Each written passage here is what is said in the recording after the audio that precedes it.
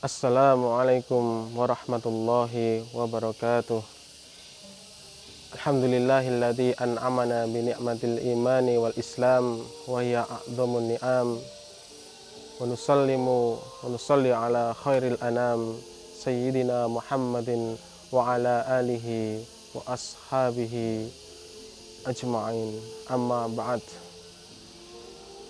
Mustami'in wal mustami'at yang dirahmati Allah.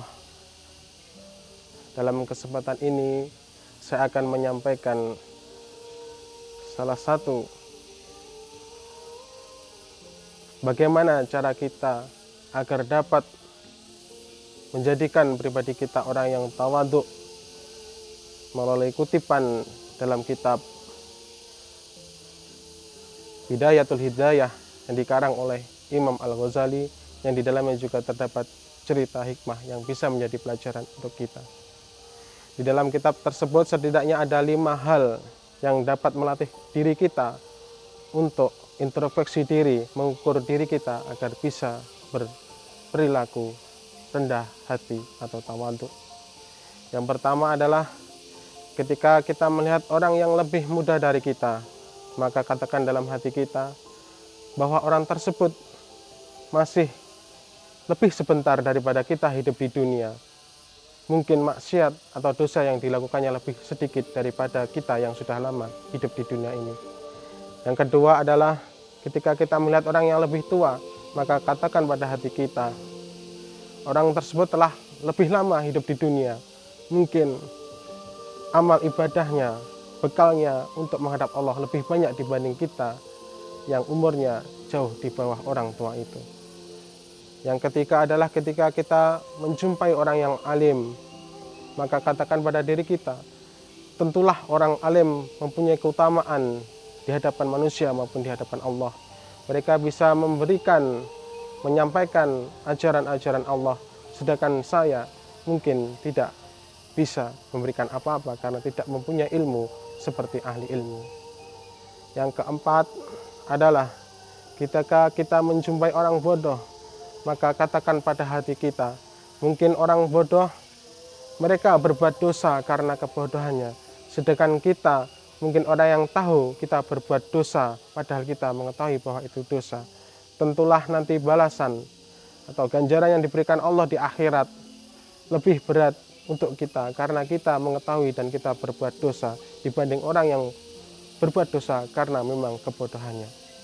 Yang kelima adalah ketika melihat orang kafir, maka jangan lantas kita menghina mereka. Kita merasa tinggi hati, kita ujub atas amal perbuatan kita. Boleh jadi orang kafir tersebut kemudian masuk Islam dan menghiasi di akhir hayatnya dengan amalan-amalan kebaikan. Dan kita bisa jadi orang yang jauh dari Allah dan menjadi su'ul khatimah. Na'udzubillahi min dzalik.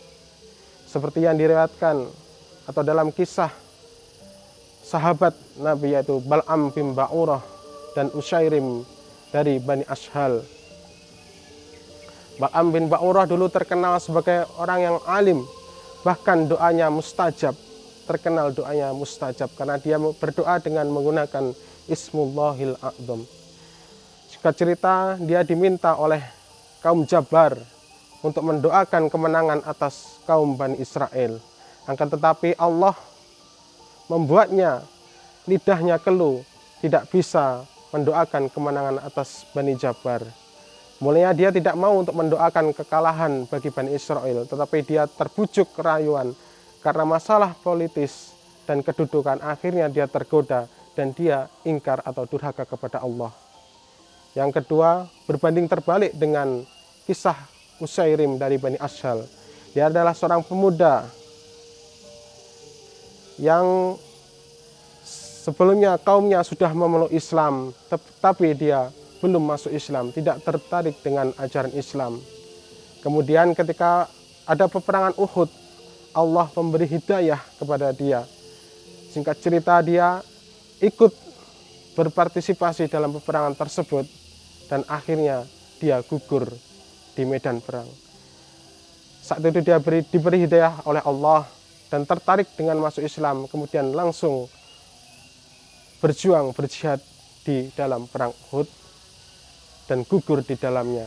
Dan berita ini sampai kepada Rasulullah Shallallahu Alaihi Wasallam dan beliau mengatakan bahwa Usairim dari Bani Asyhal ini termasuk ahli surga. Padahal dia masuk Islam tidak lebih dari 1 hari dan tidak pernah meletakkan kepalanya untuk bersujud kepada Allah, akan tetapi dia menjadi ahli surga. Mustami'in dan muslimat yang dirahmati Allah, kita tidak pernah tahu bagaimana nasib akhir hayat kita. Kita tidak pernah tahu apakah nanti kita dimatikan Allah dalam keadaan Islam atau bukan. Makanya kita selalu memohon kepada Allah untuk selalu diberi hidayah, selalu untuk meminta dalam hati kita diberikan ketetapan iman dan Islam, dan selalu memohon kepada Allah untuk dijadikan husnul khatimah. Amin, amin ya rabbal alamin. Demikian sedikit hikmah yang dapat saya sampaikan. Semoga menjadi pelajaran dan menjadi introspeksi diri kita agar lebih bertawaduk di dalam kehidupan. Wallahu muwaffiq ila aqwamit thoriq.